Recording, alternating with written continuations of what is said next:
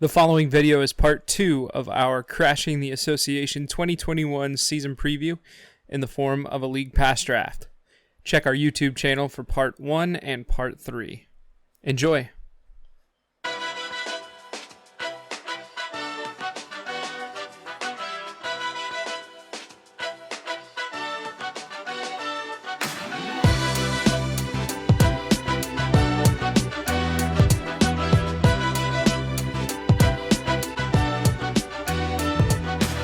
So far, you haven't taken any of my top 3, any of my picks. So let's hear it. Number 7, your 4th overall pick. Yeah, my 4th. I'm 4 for 4 so far. I'm on my board. I'm going with the Utah Jazz. And I know that this is a team that didn't change a lot this offseason. It's mostly the same. And people are kind of tired of the whole Jazz do great in the regular season, get into the playoffs, disappoint. And that's valid. Like, this is kind of I just like watching Donovan Mitchell play basketball pick. I think that the Hassan Whiteside edition will shore up some backup center minutes when Rudy Gobert's not on the floor. I think Rudy Gay, for them, one of the more underrated signings of the year, because he can play some small ball 5. He can play the 4. He can hold some of the bigger, slower 3s. He had a heel surgery, an operation this offseason, so I think he's going to miss at least the first couple weeks of the season. But I think the Jazz, man, they play that Spurs style of basketball where even when Donovan Mitchell is dominating touches, they just move the ball around so well. Joe Ingles is fun to watch. Mike Conley obviously is fun. Bogdanovich gets buckets. He's great. Rudy Gobert plays great defense. So the Jazz, I kind of have them now. The top 3 were pretty set in stone. The next kind of group I kind of just lumped together. But I think the Jazz, because they're the best of that bunch, a team that I really like watching play. I had the Jazz at 21. I get it. Jordan. I get it. I do. And the Jazz are an acquired taste, right? And you already mentioned it. I'm not a Jazz guy. Maybe that goes back to the 90s when I'm watching MJ go up against Carl and John Stockton in some of those finals. Maybe it's because Spider Mitchell's a Louisville guy, right? And I'm a Kentucky guy. I do like watching him play. I think he's a great player. So I know I said I'm a Kentucky fan. I still kind of follow Kentucky basketball, but I'm more of a general basketball fan now. And I definitely know Spider's a good player. By the way, I am a huge Kentucky football fan. And if you know anything about college football, Kentucky up to 11th and a chance to knock off number 1 Georgia this weekend. I say a chance. I'm realistic. I'm still excited. Even though I know we're like 26-point underdogs or something down in Athens. Anyway, back to basketball. Yeah, just not a Jazz guy. You said it. You said all the things that I'm thinking. Didn't make a ton of changes. I do think Whiteside will be a good addition. That is nice depth. They've got some bucket getters, but overall, and like LeBron said, right? No one's playing with the Jazz on exactly. 2K, right? And no one's buying League Pass to watch the Jazz, in my opinion. So that's fine. So that means I get my number 4. I am 1 through 4.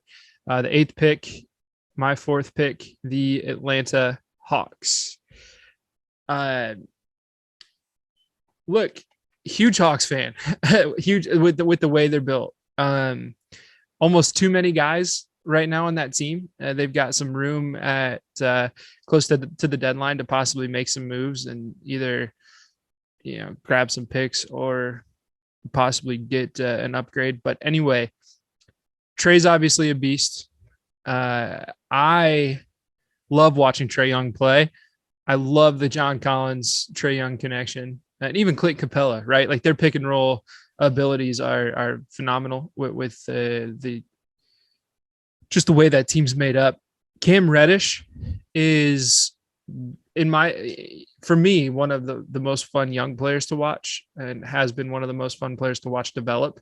I really think Cam is going to turn into a really, really good NBA player. He already is, but I mean, he's got some room to grow and improve He's got a lot of potential. Collins and Capella, we already mentioned it. Great front court. Nice depth, right? Gallinari, Lou Williams, great. Kevin Huerter is tremendous. He is. If you didn't watch the Hawks in the playoffs last year, you missed a lot. Kevin Huerter is the real deal. I like Jalen Johnson. I think he's going to be able to contribute based on what we've seen in summer league and preseason. It's all right. We're going to get to Sharife Cooper. We talked about him and crashing the boards, and I did come right out and I said, I'm not a Sharife Cooper guy, not necessarily a believer in him. I was worried about his size, worried about his shooting. He has shown so far that neither of those are necessarily a problem or as big of a problem as I thought they would be. They have him on a 2-way deal, so it'll be interesting to see what kind of minutes he gets this year. But he's looked pretty good. I don't think he'll get a ton of minutes, but I figured I'd mention him along with Jalen Johnson since they were both draft picks. And then the last note that I have here, just Okongwu. I think he's coming along. I think he'll make a little jump this year and provide some nice depth in the front court. So I like the Hawks. I'm glad that I got to pick them. Evan, I don't know how to explain this one. I have the Hawks 19th, and I love the Hawks. Like, I think Trey's fantastic. I like the depth they have. I like the young players. And I literally wrote down that lots of great young talent, not sure why I don't like watching them. I don't know what it is. I like the individual players, but for some reason, when I tune in and I watch an entire Hawks game, I don't know if it was last year I watched 3 Hawks games and they looked bad in all 3, or Trey went off and I was like, I don't see anything with the other guys. Like, I don't know what it is, but the playoff run definitely made me like, hey, these Hawks are fun to watch. So if I get that type of experience, they'd be a lot higher than 19th. For some reason, I just don't know. They're in my indifferent category. I think the Hawks are fun to watch on some nights, and then some nights I just not a huge fan of them. I have a team like that on my list too, that we'll get to later. And I can kind of understand that. Like, there are some teams that they're just good. And for some reason, just when it comes to picking a game on League Pass, it's not a team that I want to click on. And that's okay. That's okay. So let's get on with it. Pick number 9 overall. I'm taking the Charlotte Hornets. And man, it's the LaMelo Ball effect for the most part. If I get my next pick the way I want it, that pick is going to be a 1-player guy too. LaMelo is so awesome. He's so much fun to watch. The flair is still there. He has defensive upside, I think, legitimately. He shows activity on defense, and that's like the earliest, biggest indicator of him showing more effort overall. The offensive game, the shot wasn't as big of a problem as people thought. He was scoring. He has untapped potential attacking the rim if he can accept more contact and embrace it and finish through it. The Kai Jones draft pick. I love Kai Jones. We both love Kai Jones. They got Book Night too. I think that's just a fun team. Gordon Hayward was better than I expected him to be. Bridges seemed to be a really good complement with LaMelo Ball. And I think they're not going to be a good team this year. I don't think they could compete, obviously, for a playoff / play-in spot again and do some damage. But man, LaMelo's so fun. And I think this is a team that I don't know where they're going to finish. But if I'm flipping through one night and I'm like, oh, the Hornets are on, I'm going to tune in and watch me some Melo Ball. Not a crazy pick. You, let's see, you picked them at 9. I had them 11 on my big board. I love LaMelo as well. I love the Melo to Miles Bridges connection. And in terms of League Pass, their play-by-play guy, I forget his name, and I'm really sorry for forgetting it, but the dude he's awesome. So excited. He is so good. Awesome. Just a guy that so I do some play-by-play stuff, and I always am a little bit reserved. I obviously don't do it at a high level. I do it at the local level, but I try to be a little bit reserved, just don't try to get crazy. That guy's just himself, right? Like, if he gets excited, he gets excited. He doesn't care. He gets after it. I think Yeah, the Hornets, you're right. They may not be great. I think as long as Hayward stays healthy, they'll be competitive. Um, I like Book Knight, excuse me. I like that pick. I'm excited to watch him develop. I don't know how great he'll be in his first year. I don't know. You're right. We both like Kai Jones. I don't know how great he'll be this year. Yep. And I don't know how many meaningful minutes he'll play this year, but another player that I'm excited to watch develop. And again, that's a big part of why I pick some of these games on any given night is, hey, how's Kai Jones doing? How's, the 15th pick in last year's draft doing, whoever it might be, just to see how these guys are doing. So I like that pick. Just a fun team overall. So we already got my 5th pick out of the way. That was Lakers. You took them number 3.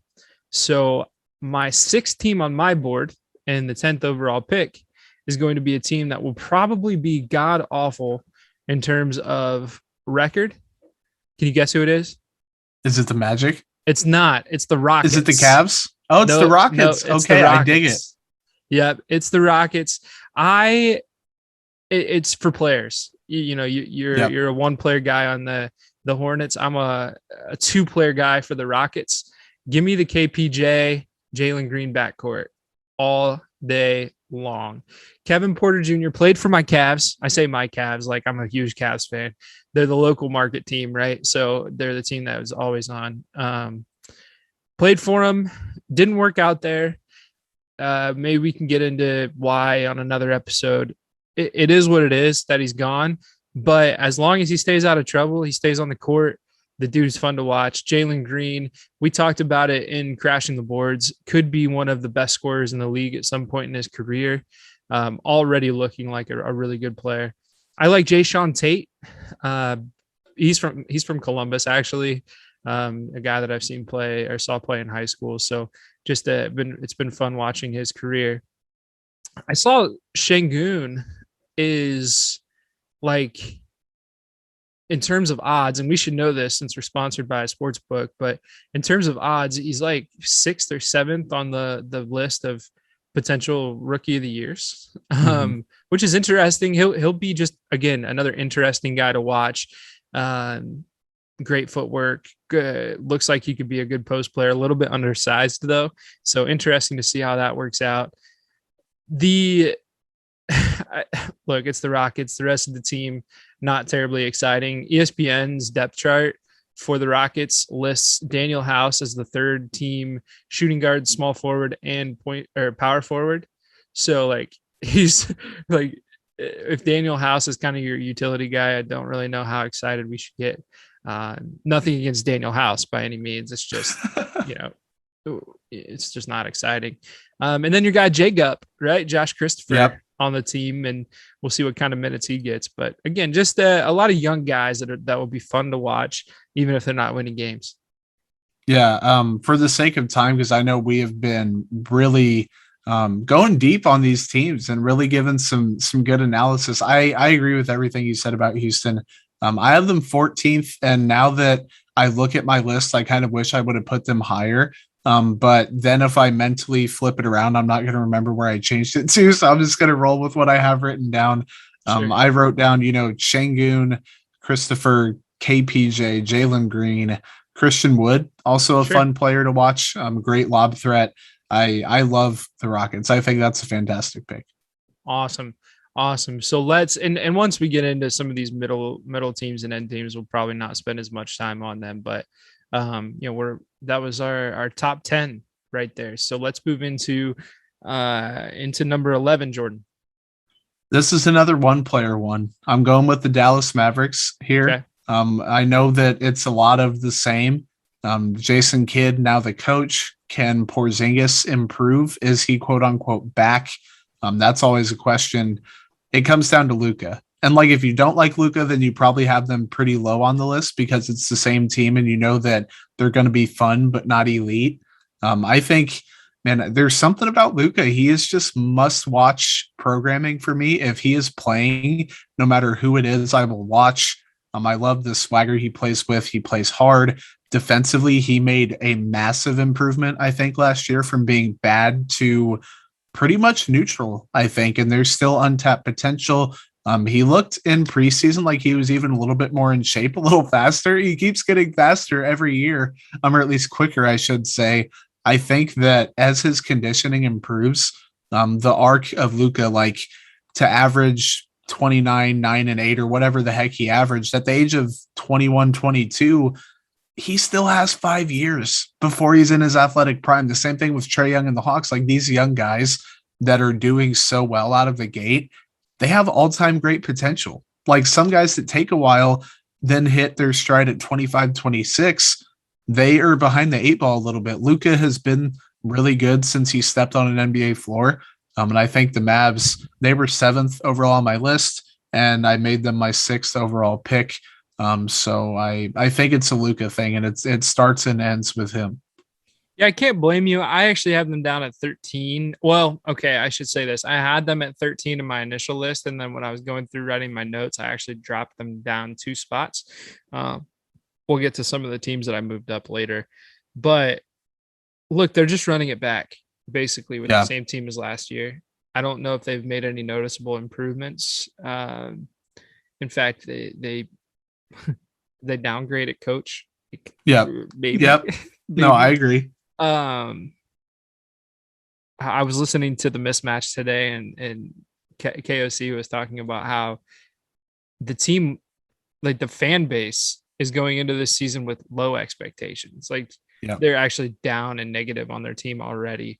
I don't know how they improved. I don't think they necessarily did. Luka just has to be better. Porzingis needs to be better. Jay Kidd said they're going to shoot fewer threes than they have in the past, which I don't know. It's a bold strategy. Yeah, it's an interesting strategy in today's game. But yeah, I mean, Luka's enough to tune in, but the Mavs just don't really do a whole lot. There's not much outside of Luka. Yeah, exactly. So, all right. So to pick number 12, and my pick goes to the Cleveland Cavaliers. I like They're 8th on my board, and I already mentioned I'm an Ohio guy, so naturally I've followed the Cavs for a long time. A lot of people, I mean, the Cavs might be terrible. Probably the odds are that they'll be bad, right? I don't think they'll be as bad as some people think. I think Colin and Darius will both take a step. I should say Sexland will take a step in the right direction. I don't think the Cavs are trying to get rid of Colin. I really don't. Maybe that's a topic for another day, but I think that both those guys will be around. I think Jaren Allen is great. He got a big contract. I think he's going to earn it. I think he's still improving, but he'll be a really good center.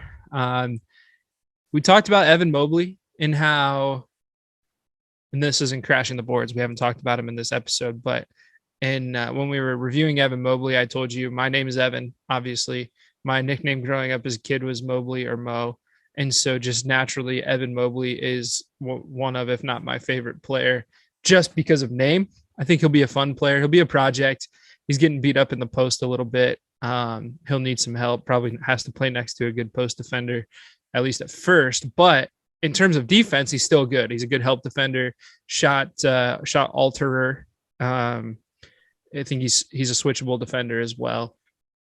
I'm not sure what they're going to do with all the size. It's going to be really interesting. I think Lauri Markkanen, who I told you earlier, I have a Lauri Markkanen jersey from the Bulls. I've been a Lauri fan for a while. I'm glad he's with the Cavs. I just don't know how they're going to use him. He's looked pretty good in preseason, looked a little more mobile. He's driven to the hoop a few times from the perimeter, might play some three. I think he can do it. I just think that the Cavs, JB is basically like, hey, our team needs to be different than every other team in the league. We're not going to be different by having a ton of talent. And I don't want to take anything away from the players and their talent levels, but like, we don't have a big three, big two. We don't have, the top players in the NBA. So we're just going to go with size. We're going to see what happens. JB is a guy that he can coach defense. The Cavs actually last year started really well. I don't know if you remember, Jordan. Yep. We will talk about the Knicks later, but the Knicks and the Cavs both had a nice start and were both playing really good defense. And I think they were playing similar defense. The Knicks just had I think they have better personnel for the style of defense. Now the Cavs have the length. I really think in terms of basically what they do is they chase guys over screens. They stay in their pocket. They force them into the help defense, force them into the lane where there's length, right? Last year it was Andre Drummond, JaVale McGee at times. This year they're just going to have 2 or 3 7-footers on the court at all times to fill that, to fill the lane and just junk things up. So it'll be interesting. It'll be different and it'll be fun. If it doesn't work, that's fine, but I'm all for experiments. And that's why I've picked them.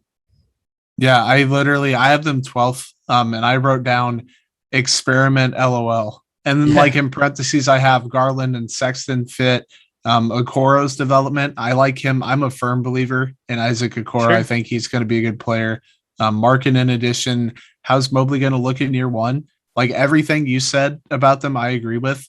It could go up in flames. It very well may go up in flames. They could be a beautiful disaster of a team, but I think that's exactly why I have them in my tier 1. And I think they're going to be a ton of fun to watch. Awesome. Pick 13. I'm going Memphis. I'm going with the Grizzlies, and I think they're another team that didn't do a ton this offseason to get better. That's kind of a theme for me, I guess. I kind of like these teams that didn't undergo major change, which kind of makes me seem like a boring person. But alas, Jaren Jackson Jr., he's maybe the main reason, even besides Ja Morant. I want to see what he looks like. Like, he's looked really good. He's also looked really bad. He's been injured. He's struggled. Even defensively, he hasn't lived up to the hype. He's also been hurt. Like, he had the knee or leg or whatever the problem was. I think it was a meniscus tear that held him back. And then he came back later in the season. Small sample size, didn't look good. I believe in him. I think he can be not like a unicorn, but like a unicorn type player where just the sheer volume from deep, and he's not much of a rebounder. He doesn't have a tremendous low post game. He's not that type of guy. But the defensive versatility to switch out onto guards and hold his own with them, shoot threes. And then, man, Ja Morant, I like the culture he's instilled there. One of my favorite players to watch. He's so athletic, so much fun, great passer. If he can develop that shot just a little bit more, like he doesn't have to be above average, just gets like a league average 3-point shot, and he doesn't have to take a ton. Just have that threat where defenses stop, backing away, giving him like the Ben Simmons treatment. I think Memphis is a fun team. Are they going to make the play-in? It's possible. They obviously made the playoffs last year and were outed by Utah. But Memphis, they were my number 8 team and my number 7 pick out of 15. I had Memphis at 23. Memphis is the team that came to mind when you talked about the Hawks and how there are a lot of good players on the team, interesting players to watch, but for some reason they just don't do it for you. Memphis is that team for me. I like a lot about them. I like Ja. I think Jaren Jackson will be a great player. There's some fun players on that team like Bane, I'm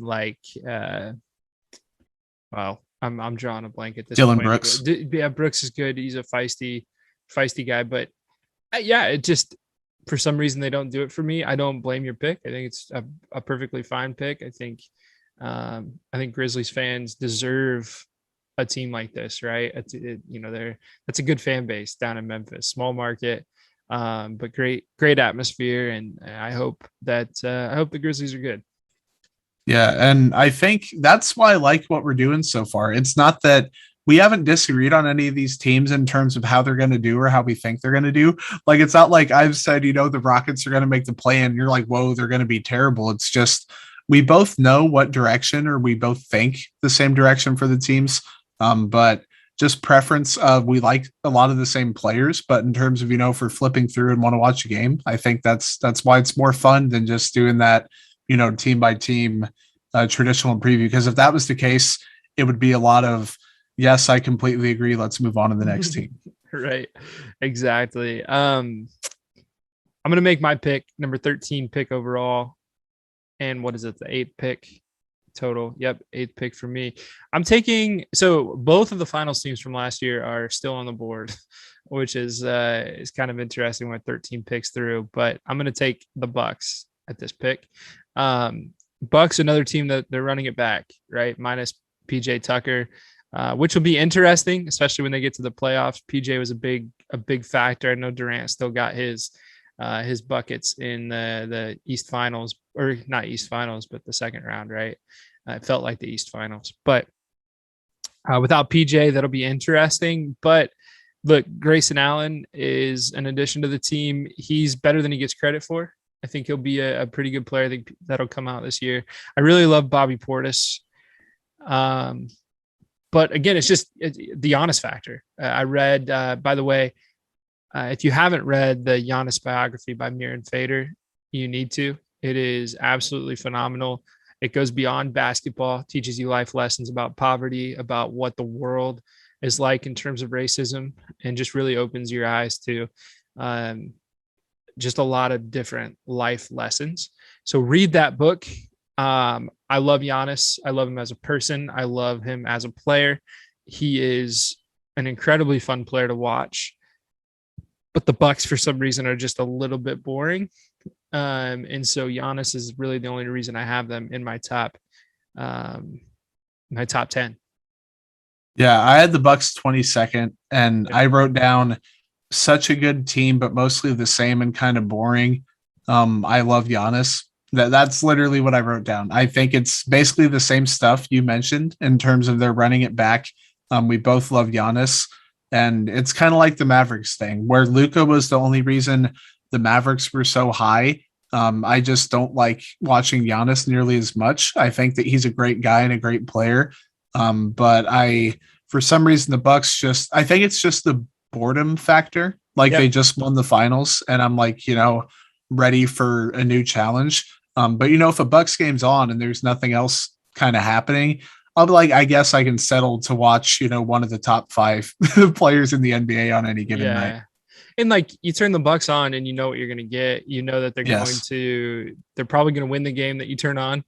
Giannis is probably going to have 7 dunks and 8 blocks in the time that you're watching.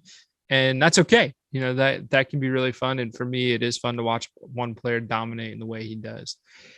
So that's 8 picks for each of us.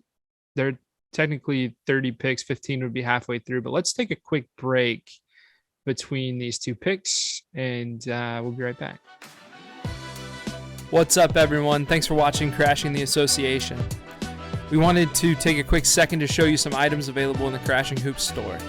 Fall is coming, and we have you covered with hoodies, long sleeve tees, and even a mug for some coffee or hot chocolate. Plenty of colors are available, and new items are added often. Click the link in the description and head to the Crashing Hoops store now.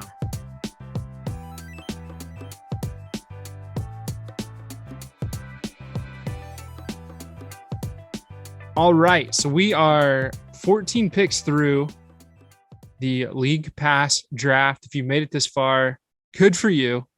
Remember, you can tweet us all your opinions. We're at Crashing Hoops. Also, I'm at Evan R. Skilliter. Jordan's at Footnoted with an E, Foote noted. So let us know what you think so far. We're going to continue. We'll probably fly through these a little bit quicker than the rest. We're just under halfway through the NBA. And I mean, really, once you get through your first eight teams that you want to watch, or 15, 14 teams you want to watch, you don't have much time to watch the rest, right? But a quick recap for you. Jordan picked first. He went with the Warriors. I picked the Nets second. Then Jordan, the Lakers. Then me, the Bulls. Jordan took the Heat. I took the Nuggets. Jordan took the Jazz. I took the Hawks. Jordan took the Hornets. I took the Rockets. Jordan took the Mavs. I took the Cavs. Jordan took the Grizzlies. I took the Bucks. And now we are to pick number 9 for Jordan. Pick 15 overall. Evan, you might be surprised by this unless we're on the same page with this team. And I don't think we are, but we could be. I got the Minnesota Timberwolves. And I had them ranked 10th overall. Patrick Beverley, my least favorite player in the NBA, which, of course, that's why I have them so high. No, Beasley is fun, but really it's the big 3. It's Anthony Edwards, who I didn't think he'd be – like, I thought this would be his ceiling. like a guy who was just inefficient and took some shots and had some good highlights. His second half of the year, man, he was good. Like he has star, if not superstar potential. I love Anthony Edwards now. I'm glad that I was wrong and kind of sold low on him. He's going to be a really good player in this league. If he can improve the defense, he has the frame for it, obviously, and keep improving as a passer and be like a tier 2 or a tier 3 passer. He doesn't have to be anything crazy. D'Angelo Russell, I like what he brings to the table. And Karl Anthony Towns speaks for himself, man. The story with him is really inspiring to be able to come back and fight through everything he's fought through. A fantastic player, I think an underrated playmaker at the center spot. Just a guy that I think they're going to be fun. And I don't know if fun means playoff bound because the sample with those three playing together has been so small, or even Cat and D'Lo really. I think that they could flirt with 500, and I don't know in which direction that's going to be. But I think they're going to be a fun team. They're going to compete. I don't know exactly how many wins they're going to get, but the Timberwolves, that big three is definitely enough for me to have them bringing up the rear of my top 10. Yeah. So you picked them 15th. I had them 16th on my board.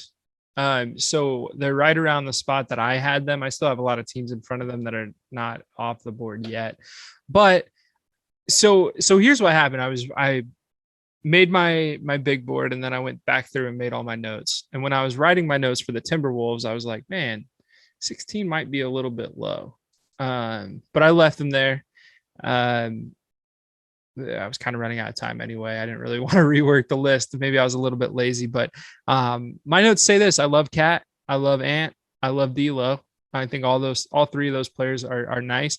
I think Malik Beasley is a nice player for that team. And then I wrote, I don't watch them enough. So yeah, same. I think it's a good pick. It's a team that it's exactly what it was. I didn't watch them enough last year. I think they've got some really exciting players.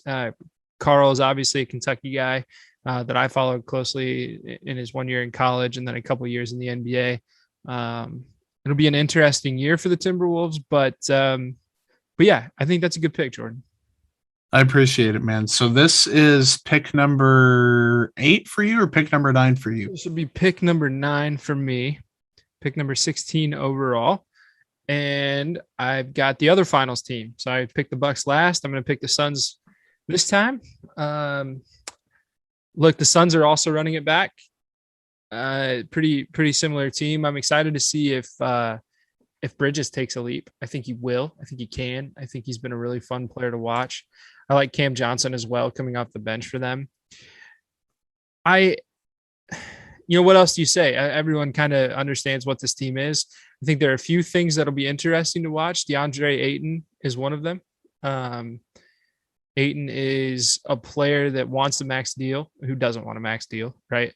But there seems to be a little hesitancy in giving it to him. So what will it look like for him? And will Chris Paul be able to continue to play at a high level? At some point, we keep saying it about a lot of these older guys. At some point, he's going to start to digress. Digress? Is that the right word? Regress. Regress No. Is probably better. Digress. Decline Right and word. regress at the same time. It's late. It's like 10:30. I go to bed at 9 usually. So, but yeah, I mean, will Chris Paul be all right? Maybe. Let me ask you this. Do you think that the Suns can get back to the finals if the West, just hypothetically, the West is healthy? No. If it's healthy, then no. There's a chance, obviously, because they're a really, really good team. But I think a healthy Lakers team, if the experiment works out at all, is going to be the favorite and going to get through that conference. And I think if the Jazz are healthy with Mitchell and Conley, that does change things, especially now with the small ball improvements that they made, or I guess being more feasible to succeed against small ball lineups. I think they'd edge out the Suns. So Phoenix is like a top 3 team in the West right now. I think I'm not going to say like Golden State, if Clay comes back good, definitely would upset them. I think that could be something where Golden State could be a feisty team that knocks off a really good playoff team. But Phoenix, there's always a chance they're going to be one of the better teams in the Western Conference, but I wouldn't put money on them getting back to the finals. Fair. I'm with you. I agree with all of that. So let's move on to the next one. Pick number 17, your 10th pick. I know that you're not going to agree. Well, I'm like 99% sure because this team is going to be bad. It's going to be probably boring to a lot of people. But I think shout out to Tucker Franklin, friend of the show. I'm going with the Orlando Magic. They were my 11th ranked team overall. And I know that's probably my most bold pick. And there's so much freaking guard depth on that team. They have Cole Anthony, Markelle Fultz, RJ Hampton. They got Gary Harris. They have Jalen Suggs. And then will Wendell Carter Jr. or Mo Bamba break out? I think one of them will separate from the pack at the big spot. And then Franz Wagner. They drafted Franz this year. His brother is with the Magic still, I believe. I think if I didn't know Tucker Franklin, I definitely would not have the Magic this high. They'd be so much lower. But he told me last year, he was like, man, watch some of these games. And for some reason, even though they were really, really bad, I enjoyed watching Orlando. And I think that this year with Suggs and figuring out what they're going to do at that guard spot and get the rotation going, they're a team that I think is going to be fun to watch, at least for me. I definitely would flip through and watch as many of those as I can. I have the Magic at 24, Fair. but I agree. I agree with what you're saying. I really do. The young depth is fun. Cole Anthony, Jalen Suggs, Gary Harris is on that squad now. We talked about my love for the Nuggets earlier. Gary Harris with the Nuggets for quite a while. And you're right. Like they've got some guys that are ready to break out, and it's interesting to watch their development. Wendell Carter, a Bulls guy that I watched for a while with Chicago. Mo Bamba, who I know KOC is super high on. And any of those guys could break out. Franz Wagner's had a kind of a tumultuous summer league / preseason by the looks of things. So we'll see what happens with him. He might just need some time to work out some kinks and get used to the NBA game. And he's not necessarily a fast athletic player. So sometimes those guys take a little bit longer to adjust, and that's okay. But look, I get it. I don't blame you for the Magic pick. I just have them a little bit lower because they're going to lose a lot of games, I think. Yeah, it's not going to be pretty. They're going to be like chaos. It's kind of like my version of the Cavs pick. Like they're going to be chaotically bad, but I'm definitely here for it. Right. I feel you. So pick number 18.